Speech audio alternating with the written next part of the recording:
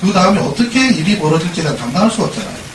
그래서 내가 또 거꾸로 다시 그 루트로 전해달라고 얘기를 했습니다. 뭐라고 했냐면 진실을 말을 하든 안 하든 그건 당신의 자유인데 만약에 당신이 그분이 진실을 나한테 이야기해 줄 결심을 한다면 내가 그걸 듣고 그분이 본인이 원할 때까지 MB 정권이 끝날 때까지 혹은 그 이후라도 본인이 이제는 밝혀도 되겠다고 할 때까지 내가 침묵을 하고 그 사람을 지켜주겠다고 했습니다. 나는 당신이 진실을 얘기해도 좋고 안 해도 좋아. 나는 그거 아니라도 얼마든지 진실 밝히고 있어.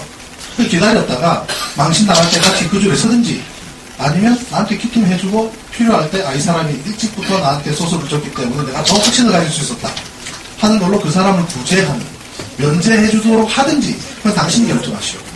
내가 결정할게. 괜찮죠? 그죠? 그 방법이. 네, 그렇게 하고 그러고 당신 아니라도 증언할 사람도 있으니까 난 별로 하실 것도 없다. 그래서 이제 그 사람이 이제 고민한 차례입니다. 그래서 몇 달 때도 고민을 하고 있습니다. 그래서 저는 진실은 반드시 들어갑니다. 근데 왜 제주의 문제는 조금 더 중요하냐?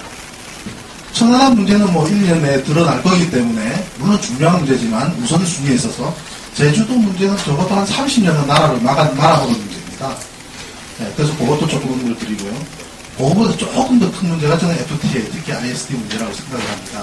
네, 그거는 우리나라 그 주권을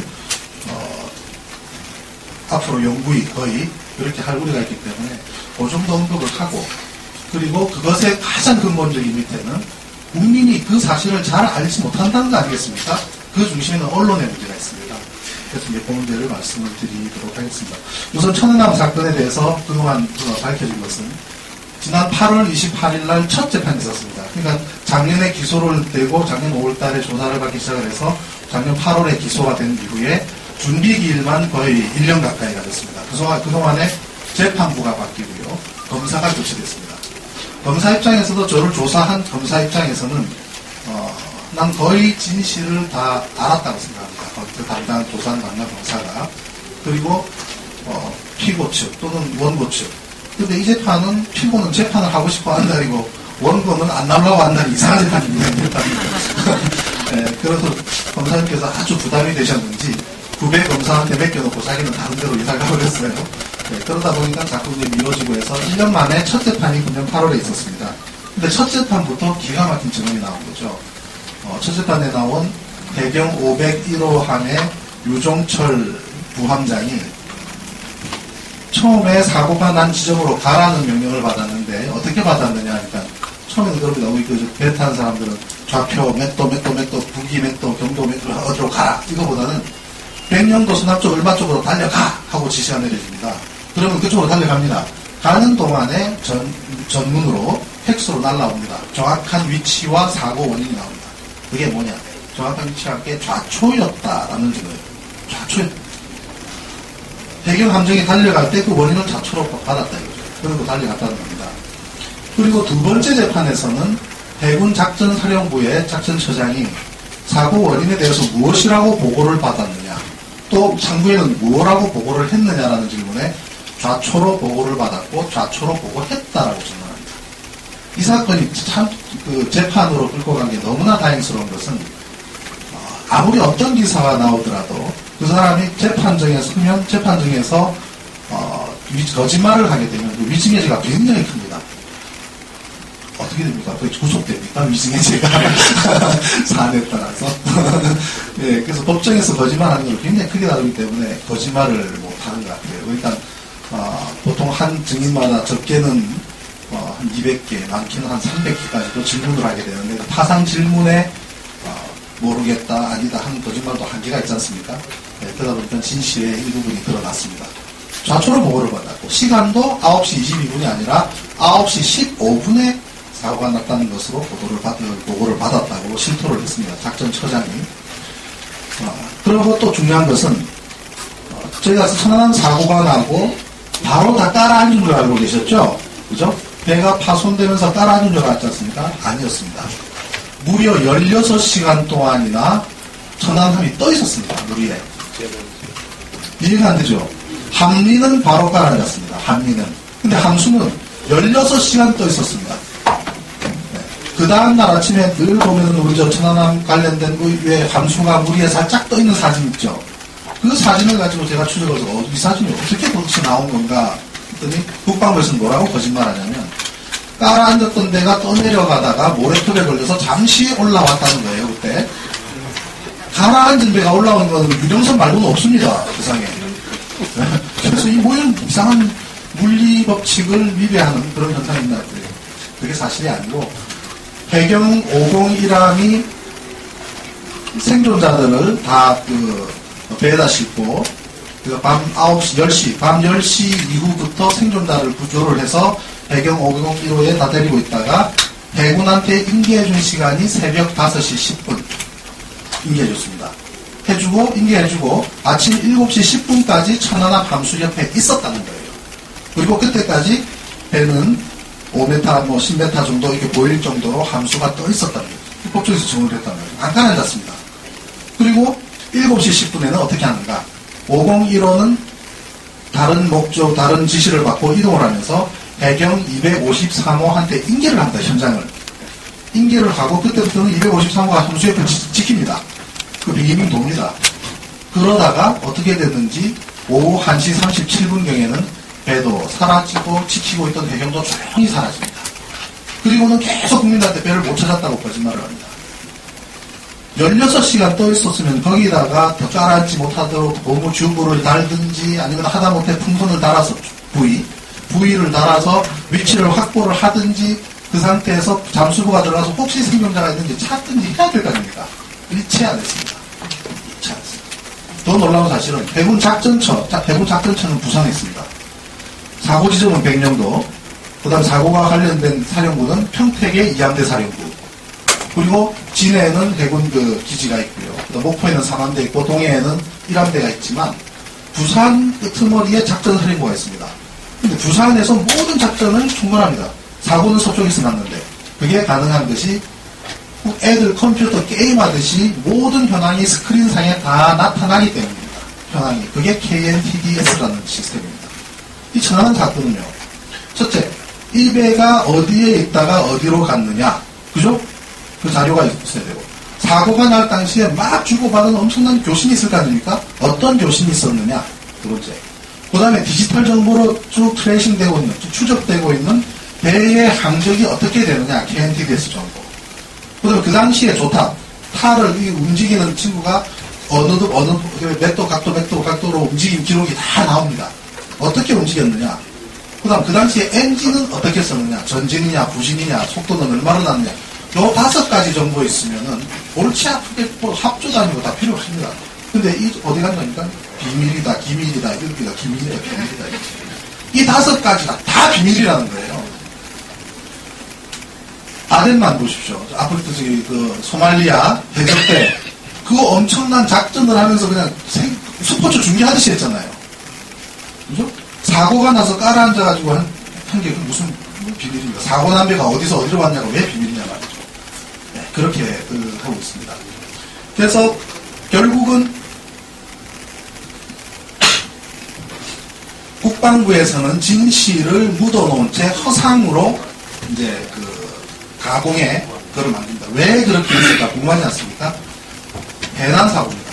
이건 단순한 해난사고고, 이제 준비가 다 된 모양이네요. 감사합니다. 네, 이겁니다. 제가 간단하게 예를 들면. 자, 종로 사거리에서 한국 트럭이 군용 트럭 하나가 막 달리다가 잠시 깜빡 졸았는지 뭐 했는지 모르지만 가드레일을 부딪혀서 쭉 미끄러집니다. 그죠? 저쪽 사고죠? 미끄러졌는데 그러다 보니 우왕좌왕하고 바퀴도 제대로 잘 안 들고 하고 있는데 갑자기 미군 집차가 뒤에서 오다가 들이받아버려요. 충돌 사고죠. 그죠? 그랬는데 해피는 본 사람이 아무도 없어요. 지미하시 아주 깜깜한 밤이라서. 그러자 갑자기 미군들이 나와서 집차를 확 덮어버립니다. 뭔가로 덮어서. 그리고 자기들은 막 바빠요. 그 주변에서. 그러고 나서 나중에는 결국은 싹 수거해가고 한국뿐만 남고 사람이 인명사고 난 것만 남아있는데 그때부터 사람들이 보니까 이거 어떻게 되냐. 비밀이다 그래요. 자기들 같은 어른이 나와서. 그러면 CCTV 돌려보자. 세종로 사거리에 CCTV 있습니다. 그것도 비밀이다. 안 보여줘요. 그러니까 사고 당사자의 한 축이 사라져버린 사건입니다. 이 사건은. 거기서 어떤 이유인지는 몰라도 저는 항해사의 과실이라고 생각합니다. 항해사의 과실로 인해서 졸았든지 어땠든지 아니면 그물에 걸렸든지 그 빠른 조리에 못 견뎌서 육지 가까이로 쭉 밀려 들어가서 얹혀버린 배가 놀래가지고 그냥 스크루를 돌려서 스크루 다 휘어지면서 빠져나와서 우왕좌왕하는 사이에 밑으로 지나가던 물체와 충돌을 한 이거는 해난사고거든요. 근데 이쪽 입장에서는 굉장히 곤란하단 말이에요. 왜 이 배가 여기서 활동하냐부터 골치 아프니까 특히나 북쪽에서는 육자회담 걸려있죠. 중국 쪽에서는 왜 그런 배가 여기 왔느냐라고 하게 되면 자기 입장이 올라가니까 요것만큼은 비밀로 해줘 라고 하면서 이거를 수습하기 위해서 4월 14일까지 엄청 바빴습니다. 서해안의 미 7함대의 모든 그 구조와 관련된 병력이 총집결했는데 그랬음에도 그 사람들은 천안함에 단 하나도 기여한 바가 없습니다. 어딜까 찾아보십시오. 아무것도 없습니다.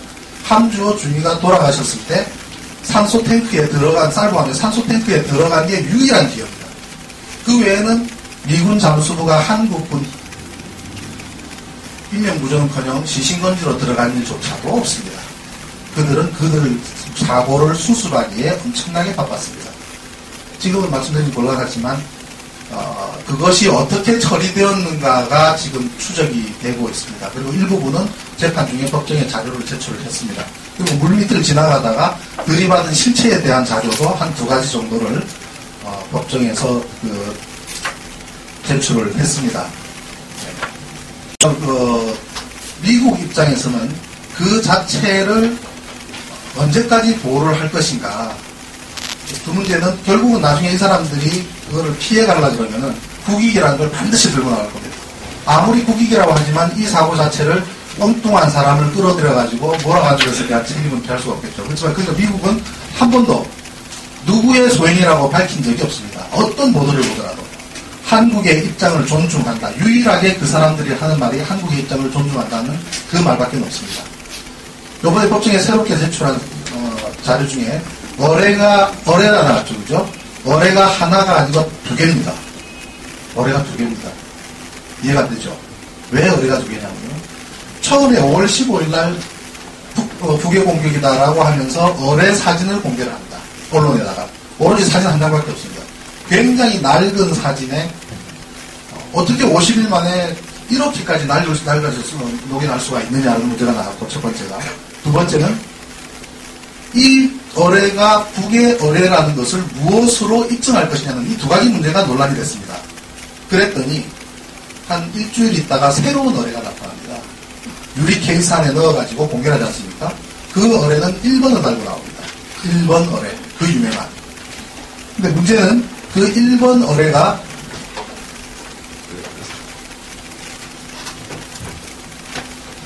굉장히 비슷하게 생겼어요. 비슷하게 생겼지만은 사실은 다른 어뢰라는 겁니다. 자, 이제부터 한번 보겠습니다. 지금까지 설명드렸던 것을 빨리 한번 지나보겠습니다. 소송사건의 본질 부분이고, 첫 사고 관련 최초 보도가 나왔을 때에 침수되면서 표류 두동강, 밤 9시 15분에 상황 발생, 이것 때문에 9시 22분에 상황, 이게 첫 보도가 된 내용입니다. 그런데 침수되면서 5km 표류 후 두동강이라면 침수되는 사고가 있고 두동강 난 사고가 있고 2번에 걸친 1년의 사고입니다. 그죠? 그럼 침수되는 사고 제1상황과 절단된 사고의 제1상황 사이에는 5km 표류라는 게 있는데 서해안의 조류는 3노트, 4노트, 시간당 1노트, 1마일, 2마일 하는 정도는 적어도 1시간 동안 침수를 유발시키고부터 절단될 때까지 1시간의 시간이 흘렀다는 뜻입니다. 그러니까 쾅 하고 졸지에 순간적으로 절단된 거하고는 진실이 다르죠. 첫 보도는 굉장히 중요한 의미를 갖습니다. 사고 관련된 모든 정보들은 비밀이다라고 했습니다. 아까 말씀드린 것처럼. 거짓 발표한 후에 매일 사고 시간이 바뀝니다. 45분, 30분, 25분, 25분 하루마다 바뀝니다. 대군의 최초 보고서는 21시 15분으로 적어놓고 있고 모두 좌초로 보고를 했고요. 그리고 배경의 최초 보고서도 21시 15분에 좌초로 기록을 하고 있습니다. 그리고 이것이 1차 공판에서 배경 501함 유종철 부함장 증언을 통해서 사실로 밝혀졌습니다. 이 밑에 보면 501함 부함장이 천안함을 구조하러 가던 도중 천안함이 자초했다는 상황을 전문으로 보고받았다고 밝혔습니다. 그리고 지휘 책임자가 사고 직후 구조하러 가는 도중 좌초했다는 상황을 전달받은 사실이 알려졌다. 이 사실 처음 아시는 분들 많죠? 미디어 오늘만 유일하게 보도했기 때문에. 대한민국에 얼마나 언론이 많습니까? 이 재판에 한겨레 기자도 현장에 왔습니다. 오고 취재 다 하고 끝나고 난 다음에 저하고 인터뷰까지 했는데 한겨레에서 안 실었습니다. 도무지 이해를 할 수가 없어요. 이게 우리나라 언론의 현황입니다. 부담스러운 거죠. MB 정권이 이러한 것을 이런 기사를 부담스러워하니까 언론들도 알아서기고 있습니다. 2차 공판에서는 작전차장이 21시 15분 좌초 증언을 했습니다. 이 중에 중요한 게 3개가 나오는데요. 최초 상황은 좌초라고 보고받았으며 자신도 이를 좌초로 합동참모본부에 보고를 했다고 법정에서 밝혔다. 얼마나 중요한 사실입니까? 그죠? 잘 모르시는 분들 많죠? 언론이 안 쓰기 때문입니다. 미디어 오늘만 유일하게 썼습니다. 특히 심 처장은 좌초 시간을 21시 15분으로 보고받았다고 해서 지금까지 9시 15분과 관련해 무슨 일이 있었는지 그 시간대에 궁금한 것에 대한 의문의 하나가 해소됐다. 그리고 최초 보고받은 제작사에서 사고 당일 어뢰 피격 가능성에 대해 보고하지 않은 것으로 드러났다. 첫 사고 났을 때는 어뢰 어짜도 나오지 않았다는 얘기입니다. 이게 해군 작전처장 지금 완스타 진급했습니다. 별 하나 달았습니다. 천안함 사건과 관련해서 작전에 임했거나 아니면 조사에 맡았던 사람들 대부분이 진급했습니다. 별 하나씩 다 달았습니다. 그래서 저를 고발한 별이 14시거든요. 국방부 장관 있죠, 해군참모총장 있죠, 윤정수 국방부 조사본부장 있죠, 합조단장 있죠. 그래서 별이 14시인데 지금 별이 16 됐습니다. 가만히 앉아서 그냥 올랐습니다. 천안함 사고 당시에 얘들이 무엇을 하고 있었을까? 궁금하셨습니까? 사고가 나고 무려 석 달이 지난 다음에 그 당시에 대장 훈련 중이었다는 사실이 AP통신에 의해서 밝혀졌습니다. 이게 웃긴 거 아닙니까? 대장 훈련이 뭐냐면요. 그 많은 배들, 이지스 한만 3척, 그야말로 만주까지 커버한다는 이지스 한만 3척, 미국 거 2척, 한국 거 1척, 그리고 순양함만 해도 그렇지 10척 가까이, 구추함 있죠, 초계함 있죠. 그 엄청난 배들이 있는데 한국 잠수함, 미국 잠수함, 그리고 모종에 저쪽 중동에 있는 미국과 굉장히 친한 나라의 잠수함까지 포함해서 극비리 왔죠. 아무도 모르게 지도세도 모르게. 너희들은 지금부터 적의 잠수함이다. 도망가라. 우리가 위에서부터 쫓아간다. 이게 대장훈련이에요. 아니 그 훈련을 하는데 왜 낡은 게 하나 삐집고 들어와서 그 야밤에 그 엄청난 그물을 들고 와서 접근해서 한 방에 쏘고 유유히 사라졌다. 이해가십니까? 이건요. 조폭들 지리산에서 단합돼야 하는데 초딩생 하나가 막 하나 들고 삐직삐직 올라가서 산꼭대기 올라가서 딱 간단하게 처치하고 유유히 사라졌다는 것보다 확률적으로 더 어렵습니다. 말이 안 됩니다. 그 당시에 대장훈련 중이었다. 천안함 함수가 16시간 더 있었습니다. 그럼에도 이 사람들은 계속 찾고 있다, 구조함이 올라오고 있다 하는 식으로 거짓말을 했습니다. 해경은 함수를 확보하지 않고 조용히 철수합니다. 오후에. 그래서 이 해경 253호 정장은 앞으로 법정에 와서 왜 그 당시에 조용히 사라졌는지 우리가 물어볼 겁니다. 그럼 그러겠죠. 국방부 보고했냐? 보고했지. 보고 안 할 수가 없죠. 지시 갖고 갔습니다. 언제까지 보고했냐? 어떤 보고했냐? 그럼 이런저런 보고했다. 그런데 왜 철수했냐? 해경본부에서 철수하라고 하더라. 그럼 해경본부 불러야 되죠. 당신들 왜 철수하라고 했냐? 해군에서 철수하라고 하더라. 그럼 해군 불러야 되죠. 이렇게 진실을 찾아가게 됩니다. 그럼 누군가가 조용히 사라지라고 명령을 내린 누군가 있을 거 아니겠습니까? 그죠? 그런 사람 찾아서 이등병 제대시켜야 됩니다. 배경 한미도 마찬가지입니다.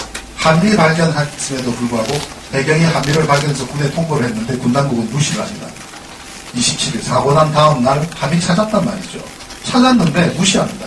그리고 하루 있다가 어선이 찾은 것처럼 해서 한미 찾았다라고 거짓말합니다. 왜 이날 함수 한미를 찾았음에도 안 찾았을까요?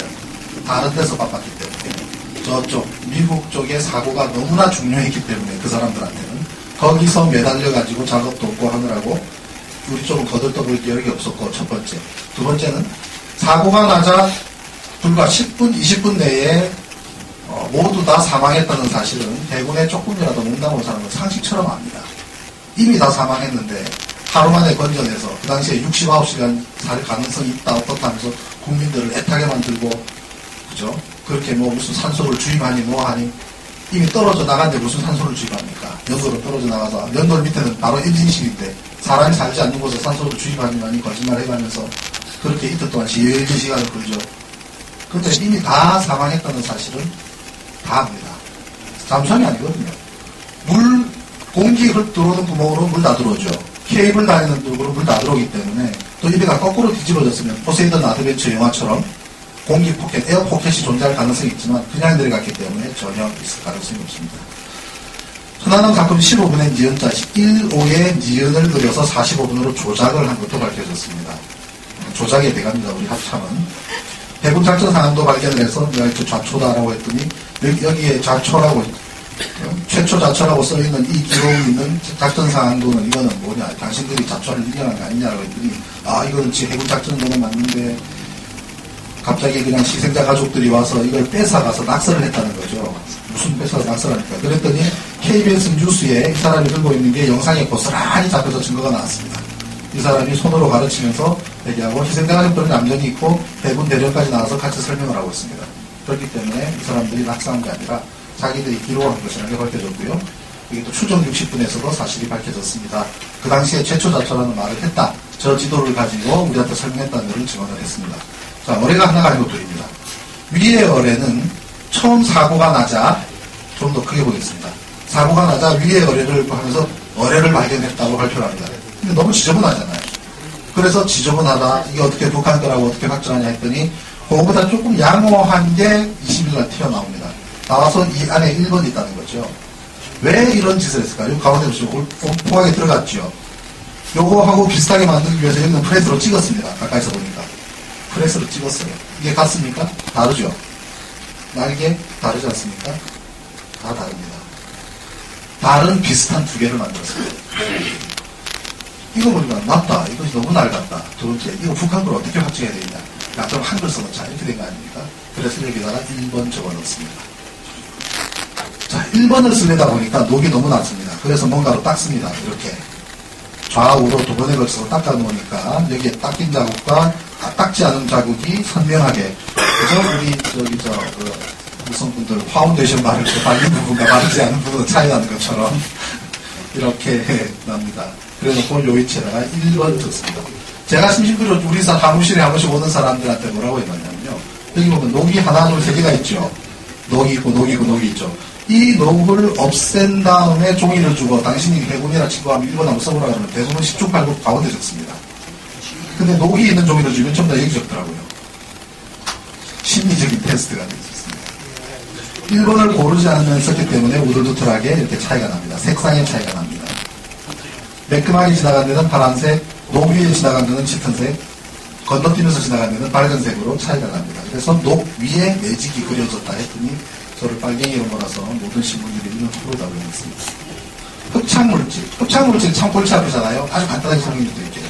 이 하얀 흡착물질을 해군은 뭐라고 하냐면 산화물이다. 이게 산화물, 알루미늄 산화물이다. 그 말은 뭐냐면요. 엄청난 폭발이 있습니다. 굉장한 고온이죠. 온도가 올라가니까 알루미늄을 거의 녹이다시피 산화를 해서 거기서 물질이 만들어지는데 그게 산화물이라는 겁니다. 근데 수산화물이냐 산화물이냐가 관건인데 엄청난 온도 때문에 바닷물이 증발하고 바닷물이 없다 이 말이에요. 어뢰가 터졌는 것은 물속에서 터졌지만 물은 존재하지 않고 다 타버리고 오로지 그 열과 알루미늄만 있다. 그래서 생긴 거다라는 것이 해군의 주장입니다. 근데 미국에 있는 서재정 이승원 박사가 이거를 조사해봤더니 웬거를 물성분이 나오더라는 거예요. 물성분, 수산화. 그래서 해군은 산화, 이 박사님들은 수산화. 물성분이 나온다는 말은 열이 없었다. 몇 천도 올라가는 어뢰 폭발이라고 하는 그러한 폭발이 존재하지 않았다는 증거가 물이라는 성분입니다. 물 성분이 있더라는 거죠. 그래서 이것이 문제가 되니까 그러면은 우리나라 최고 전문가가 누구냐? 추정 60분에서 국내 400명의 전문가한테 추천을 해달라고 했습니다. 그 추천을 받은 사람이 전기영 박사, 안동대 전기영 박사. 이 박사님이 400명으로부터 추천받았기 때문에 어깨가 굉장히 무거웠죠. 근데 국방부에서 조사한 것보다도 2배인 12개의 항목을 가지고 테스트를 해봤더니 수산하더라는 거예요. 거기다가 이거는 촬영을 해보니까 미세 표면을 촬영해보니까 그냥 수산화물도 아니라 켜켜이 쌓여있는 오랫동안 누적된 침전된 오랜 기간 동안 침전된 독이라는 겁니다. 그걸 발표를 했더니 국방부에서 뭐라 하냐니까 알루미늄 수산화염이라고 하는 것은 우리도 예측했던 것 중에 하나입니다. 참 비겁하죠. 자기들도 예측했던 것 중에 하나라고 하면서 발표하고 넘어갑니다. 국내 석한익을 발표하니까 폭발이 존재하지 않았던 겁니다. 최종 보고서에 두 개의 자료가 있습니다.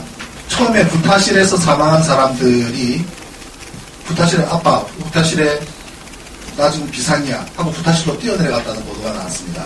그랬더니 국방부에서는 부타실에서는 비상상이 없었다. 그 사람들은 부타실에 운동하러 갔다고 거짓말을 합니다. 운동하러 갔다고 거짓말을 한 것을 이 사고의 최종 보고서에도 올려놨습니다. 이렇게 밑에 보면은 CCTV상에 운동하는 모습을 올려놓고 부타실의 마지막 장면이라고 올려놨습니다. 그런데 여기 잘 보시면은 하사 둘, 병장 둘, 일병 하나, 그 옆에 보면 노란 모자 쓴 근무자까지 있습니다. 아니 근무모자 쓰면은 희생자 안 될 수 있습니까? 마지막 장면이면 여기서 6명 희생당한 겁니다. 마지막 장면이니까. 그런데 요거는 같은 보고서의 129페이지입니다. 밑에는 211페이지고요. 129페이지에 보면 부타실 희생자 명단에 중사, 하사, 병장, 상병 4명밖에 없습니다. 그러면 129페이지가 맞을까요? 211페이지가 맞을까요?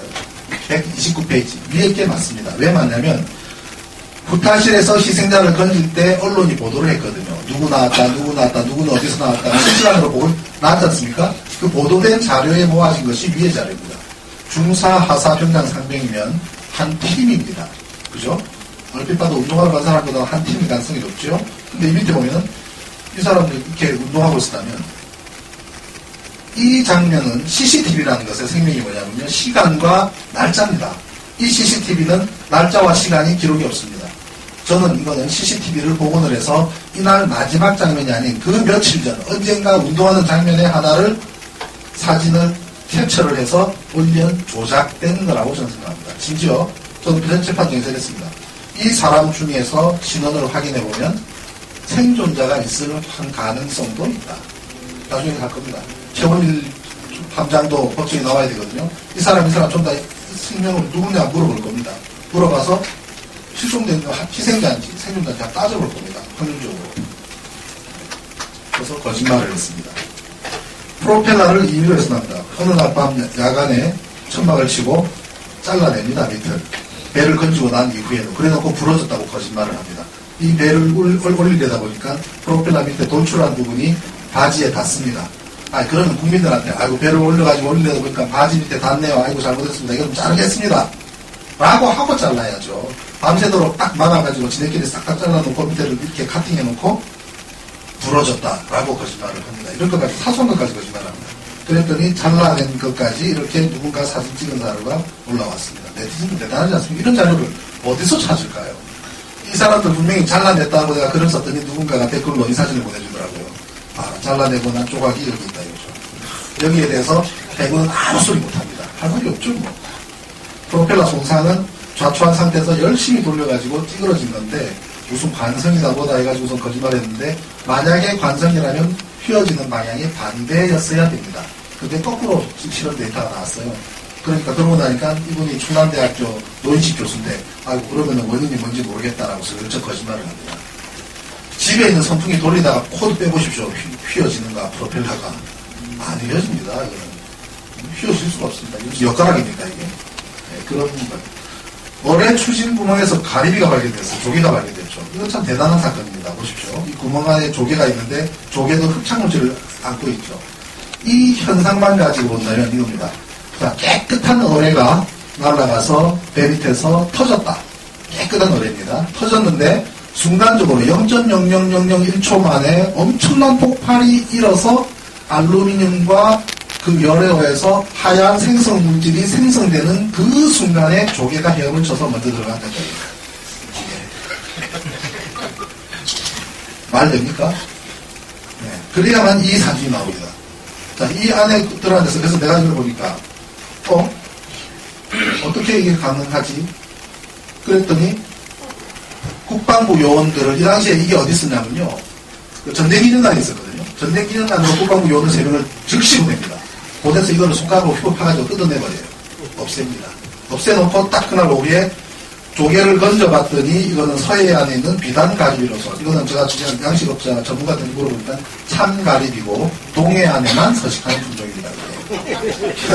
근데 이거를 없애버리고 조개 껍데기를 가지고 와서 비단가리비고 백령도 인근에서 흔히 발견되는 조개류다라고 발표를 합니다.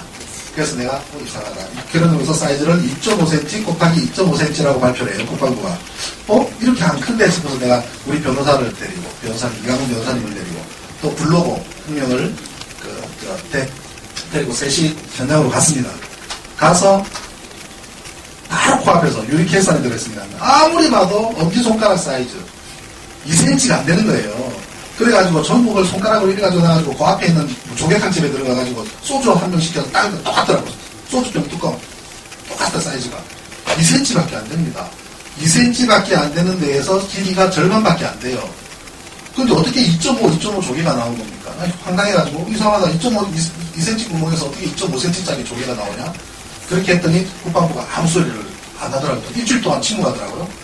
원인을 제가 추정을 해보니까 어뢰의 뒤쪽에는 바로 문제의 가리비가 나온 이 구멍이 있고요. 앞쪽에 구멍처럼 보이는 것이 5cm짜리가 존재합니다. 4개가. 구멍 아니에요. 근데 구멍처럼 보입니다. 제가 추론하기로 야, 너 빨리 가서 없애버려. 그래가지고 한 팀을 보냅니다. 그리고 야, 너는 가서 도면 가지고. 해피리는 도면 가지고 와서 쳐다본 거를 이 구멍이 아닌 이 구멍을 본 것 같아요. 5cm짜리의 절반이니까 2.5cm잖아요. 그래놓고 그다음 너 빨리 가서 2.5cm짜리 조개 하나 주워와. 그래서 주워온 겁니다. 그래서 발표한 거예요. 그래서 2cm 구멍에서 2.5cm짜리가 탄생한 기가 막힌 사건이 왔어요. 그래서 이거를 추정 60분에다가 제가 다 이야기를 해줬더니 이거를 보도하는 날 정기영 박사의 흡착물질이 첫 보도되는 날이에요. 근데 이것까지 같이 보도했습니다. 보도를 할 준비 다 됐는데 국방부에서 가리비 빼지 않으면 방송 못한다고 KBS 김재철 사장을 압박을 하는 김인주 사장을 압박을 하는 바람에 KBS에서는 BBC 다큐멘터리와 추정 60분 2개를 놓고 강 PD한테 결정해라. 가리비 빼면 보도해주고 가리비 안 빼면 아닙니다. 4시 반쯤 저한테 전화 왔습니다. 어떻게 하면 좋겠습니까? 취재 제가 다 협조했습니다. 그래서 제가 고민하다가 가리비 뺍시다 그랬어요. 정기영 박사라도 보도가 돼야 되기 때문에 가리비 빼고 갑시다. 어쩔 수 없지 않습니까? 그렇다고 오늘 밤에 BBQC 다큐멘터리나 보고 있을 수는 없지 않습니까? 그리고 이거는 법정에 가도 어디 가도 또 얼마든지 알릴 수 있는 기회가 있기 때문에 가리비 뺍시다. 뺐습니다. 이 사건이 그래서 추정식 60분에 못 나왔던 기소가 있습니다. 전쟁기념관, 참 이거는 좋은 매체죠, 그죠? 전쟁기념관 고속부 전식팀장이 증언한 거를 했는데 보니까 떼어낸 조개 껍데기는 새끼손가락의 손톱만한 크기였다. 새끼손가락의 손톱만한 크기니까 1cm밖에 안 되죠. 근데 국방부 아저씨들은 2.5cm 곱하기 2.5cm 아마 그 앞에 있는 매운탕집에 우리가 들어갔던 매운탕집에 가서 아마 가지고 왔을 것 같아요. 가리비 가지고 와가지고 비슷하게 맞춰가지고 막장가 내고 벤치로 해도 그랬을게 눈에 선합니다. 우리 국방비를 그런 데 쓰고 있어요. 그 다음에 동해안에서 붉은 멍게를 발견했단 말이죠. 이 어뢰의 형태의 이 예쁜 생물체가 붉은 멍게 유생입니다. 제가 애지간한 학자들한테 다 이것도 보십시오. 기가 막히잖아요. 순간적으로 0.01초 만에 그 어린 유생이 눈에 잘 안 보입니다. 이거 실물로 보면요. 빨간 볼펜으로 꼭 찍어놓은 사이즈예요. 빨간 볼펜 하나 꼭 찍어졌기 때문에 이런 옆에 수염 남긴 거는 더더군 안 보입니다.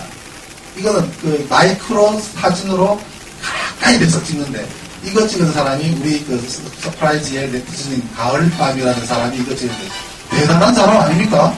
어떻게 거기다가 마이크로 사진기를 들이댈 생각을 어떻게 했을까요? 야, 참 대단한 사람들. 한국의 네티즌들 대단합니다. 그럼 이 예술작품이에요, 이거는. 언젠가 이런 게 전시돼서 그죠?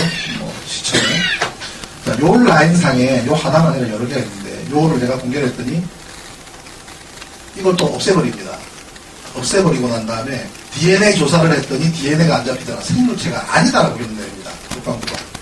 그래서 내가 화가 나서 그다음에 이 라인에 쭉 있는 거를 다 공개할까도 생각을 했는데 그냥 이제 포기를 했습니다. 근데 요번에 재판부에서는 제가 요거보다 하나 더 이건 식물체를 다시 증거로 제출했습니다. 생물체만 있는 게 아니라 식물도 있었습니다. 해양식물. 이건 안에서 자란 겁니다. 자라서 파묻힌 겁니다. 이거는. 여기 또 밑에 여기 이건 생물체죠. 요거는 식물체고 요거는 생물체입니다. 이게 천안함 어뢰는 해양 생물체의 보고입니다. 근데 저는 이게 국산이 아닌 것 같아요. 왜냐하면 국내에 이간한 학자들 다 뭐 수동을 해봤는데 이 붉은 멍게 유생은 자라는 곳이 어디냐면 대한민국 동해안, 큐슈, 일본, 홋카이도 쪽, 그 다음에 알래스카 쪽, 캘리포니아, 하와이 그 정도의 분포를 갖고 있는데 특히나 이 유생은 국내에 있는 양식업자들도 본 적이 없답니다. 그렇다면 이게 저기 미군이 갖다 준 제품이 아닌가 하는 생각도 추정을 해봅니다. 그것도 반드시 밝혀져야 되겠죠. 자, 국방장관에 전달된 위협표. 국방부 장관이 국회에서 답변을 하고 있는데 누군가가 쪽지를 갖다 줍니다. 메모를 갖다 딱 주는데 노컷뉴스의 사진 기자가 멀리서 망원렌즈를 땡겨서 이걸 찍었습니다. 뭐라고 적혀 있는데 쭉 적혀 있는 거 한가운데 보니까 지워놨습니다. 이 지워놓은 거를 제가 이 원본 사진을 무려 20만원 부가세 별도 22만원 주고 노컷뉴스 기자한테 샀습니다. 참 약속하더라고요. 우리 같은 서로 진실을 밝히자는 입장에서 그냥 주면 어떻습니까? 돈 달래요. 그래가지고 22만원 주고 샀는데 요 사진 한 장이에요. 굉장히 큰 겁니다. 굉장히 큰 사진이라서 확대를 해가지고 분석해봤더니 볼펜으로 지문관에서 잠수함이라는 단어가 나왔습니다. 잠수함이라는 단어가 나왔습니다. 근데 요거를 펼쳐보면은 장관님 VIP가 누군지 아시죠? 각하 그죠? VIP께서 외교안보 수석 국방비서관을 통해 답변이 오랜 쪽으로 기우는 것 같던 감을 느꼈다고 하면서 기자들도 그런 식으로 쓴다고 합니다. 이를 여당 의원 질문 형식으로든 아니면 직접 말씀하시든 간에 안 보이는 두 척과 이번 사태와의 연관성 문제에 대하여 지금까지의 기존 입장인 잠수함과 침몰 초기함을 건져봐야 할 수 있으며 지금으로서는 다양한 가능성을 조사하고 있고 어느 쪽도 치우지 않는다고 말씀해 주시고 또 보이지 않는 두 척은 식별 안 됐다는 뜻이고 현재 조사 중에 있으며 그 연관관계를 입증해 줄 만한 직접적 증거나 단서 달라고 하십니다. 요거 공개되고 나니까 국방부에서 뭐라고 또 도망가냐니까 북한에서 뭐 잠수함 두 척이 나왔는가 저쪽까지 말을 합니다. 북한이 잠수함이 나오면 미국이 간택하기 시작한 게 지금부터 십수년 전입니다. 모를 리가 없습니다. 이거는 논술 국민 학생, 초등학생들도 문장을 쭉 읽어보면 보이지 않는 두 척 이꼴 잠수함과 침몰 초기함이라는 것은 다 알 수 있습니다. 논리적으로. 잠수함과 침몰 초기함. 두 척이 가라앉은 겁니다. 두 척이 다 같이 가라앉은 겁니다. 네. 그런데 이거 여기서 잠수함을 지워버렸습니다. 그런데 더 중요한 문제가 뭔지아니까 이 내용은 진짜 뜬금없는 내용이거든요. 국민들도 무슨 소리인지 모르고 국회의원들조차 무슨 소리인지 모르는 내용입니다. 이 모르는 내용을 VIP가 국방장관한테 주고 국방장관은 이걸 받아서 한번 보고 주머니에 집어넣고 언급 안 합니다. 무슨 사건이냐면 적어도 VIP라는 사람은 두 척이 문제가 발생했다는 것에 대한 보호를 받았습니다. 첫째. 두 번째는 그에 대해서 어느 정도 국민이나 국회에 릴리즈, 즉 알려져 있다고 착각하고 있는 상황입니다.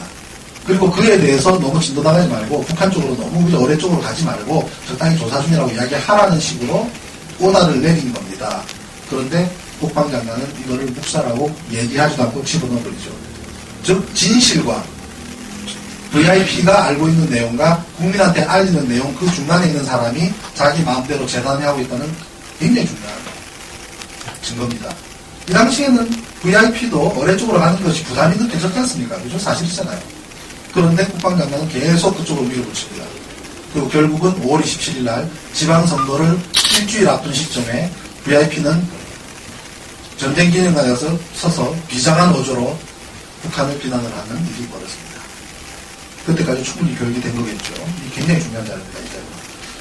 자, 여기서 바로 그 실체, 여기서 지워졌던 이 잠수함이라는 것에 대한 실체적 증거 중에 하나입니다.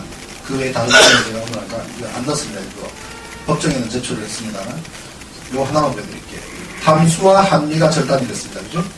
함수와 함리가 절단이 되었다면 동력을 상실한 상태죠. 이미 엔진은 가동이 안 되는 상태입니다.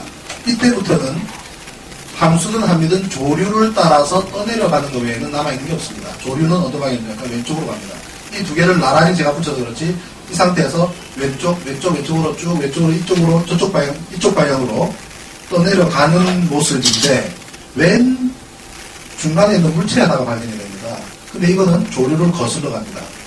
거꾸로 가죠. 요 밑에는 어떻게 되냐니까 이거하고 부딪힙니다. 부딪히니까 요것이 끄떡끄떡합니다. 동영상에도 나옵니다. 요 물체는 조류를 거슬러가는, 즉 동력을 가진 물체입니다. 그리고 여기 튀어나온 것은 물 속에 있는 물체가 물 위에 튀어나와 있는 부분이 TOD 영상에 잡힌 겁니다. 그리고 이 TOD 영상은 굉장히 중요한데요. 만약에 이 안에서 어뢰가 폭발이 됐었다면 이 주변 일대는 이것처럼 시커먼 색깔이어야 합니다. 이거는 얼마 전에 이종인 대표 있죠, 인천에. 이종인 대표 초청으로 우리 기자 몇 분들하고 우리 변호사님들하고 가서 가리비 파티를 했습니다. 가리비를 싸먹는데. 그 양반이 TOD를 갖고 있더라고요. 멸령상. 그걸 가지고 딱 비춰보면서, 우리들은 시험 한번 해보자. 만약에 물 속에서 폭발이 일어났다면, 물은 TOD에 어떻게 보일까? 궁금하셨습니까? 그래서 물 위에다가, 양은 그릇 하나를 불에 달궈가지고, 물에다가 딱 띄워봤어요. 다시 말해서, 천안함 배를 반토막 낼 만큼 수천 도의 온도를 발산하는 어뢰가 폭발했다면, 그 일대의 물도 상당히 더워졌겠죠, 그죠? 그럼 어떻게 보일까? 보이면은 이렇게 깨끗하게 안 나옵니다. 이거는 절단되고 바로 즉시 불과 35초 상황이거든요. 절단되고 35초. 적어도 몇 분 동안은 이 일대가 배가 선명하게 나오지 않을 정도로 전부 온도가 비슷해야 됩니다. 물 온도가 이 철판 온도보다 더 따뜻합니다. 맞죠? 3월 26일 봄 밤바다 9시에 어뢰를 맞은 물이 따뜻하겠습니까? 이 철판이 따뜻하겠습니까? 물이 따뜻합니다. 물이 더 색깔이 짙어야 됩니다. 그죠? 무슨 이거 하나씩 따져보면서 혼자서 그냥 좋아가지고 무릎치면서 그러면서 꼭 속으로 무슨 탐정들 하는 것처럼 탐정 소설 하는 것처럼 혼자서 팍 뛰고 그럽니다. 이 영상이 얼마나 기가 막히냐면 이것보다 이 배보다 물이 더 색깔이 짙어야 된다고요. 이론적으로. 그거는 여기는 넣지 않았습니다. 법정에는 이론까지 해서 제출을 합니다. 엄청나게 바빴던 미국 사령관도 오고 대사도 오고 난리 치면서 어느 날 자기들은 떠나는 날 자기들 임무를 수행하고 다 끝나고 4월 14일입니다. 천안함 한미가 올라오기 전 그들은 작전을 마칩니다. 14일 하루 전. 그리고 4월 15일 날 천안함 한미를 던지기 시작합니다. 하루 전 자기들은 다 끝내놓고 자기 한국 시청 앞에 있는 한국 관공서는 멀쩡하게 있는데 그들은 핏발을 절반 내리고 바다에다 경계를 하고 떠나갑니다. 떠나가기 전에 엄청나게 많은 무언가를 바닷속에서 헬기가 수십 번 왔다 갔다 하면서 계속 포날라서 실어나갔죠. 시신이죠, 시신. 그 사람들도 우리만큼 사망했습니다. 거기에 대한 정확한 내용들은 현재도 취재 중이고 미국에서 또 알아봐야 될 내용들이 있고 진행 중에 있습니다. 그것도 언젠가 밝혀질 겁니다. 이 바빴던 내용들입니다. 원태재 국방대변인 10월 17일 날 증인으로 신청을 했습니다. 우리가. 이 사람은 모든 거짓말 발표에 중심에 서 있는 사람이잖아요. 안 나왔습니다. 이분이 검찰 측 증인이거든요. 검찰 측 증인이기 때문에 우리가 신청을 안 했는데 자꾸 한 번, 두 번 재판할 때마다 새로운 사실이 튀어나오니까 부담스러운 겁니다. 안 나왔어요. 그래서 우리가 요청했습니다. 변호인 측 증인으로 우리가 다시 신청하면서 재판부에 이 사람은 정말 중요한 사람이다. 이 사건에. 그렇기 때문에 요청을 했더니 재판부에서 이제 합의를 해 주셨어요. 그래서 언젠가 이 사람 다시 소환해 낼 겁니다. 그럼 날아갈 때 편지에 그렇게 날아갑니다. 출두를 하십시오. 안 하면은 강제 구인할 수도 있고 벌금 얼마 될 수도 있고 이런 게 나오니까 별로 기분 안 좋거든요. 나중에 하지만 나와야 됩니다. 진실을 알기 위해서. 만약에 우리가 2015년 총선에서 승리하면 천안함 사건은 국회로 갑니다. 그리고 MB정부가 그 수하들은 모두 처벌받게 되죠.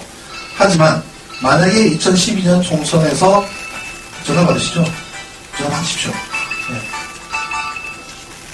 네. 2012년 총선에서 패배한다면 천안함 재판은 1심만 3년 걸립니다. 1심에만.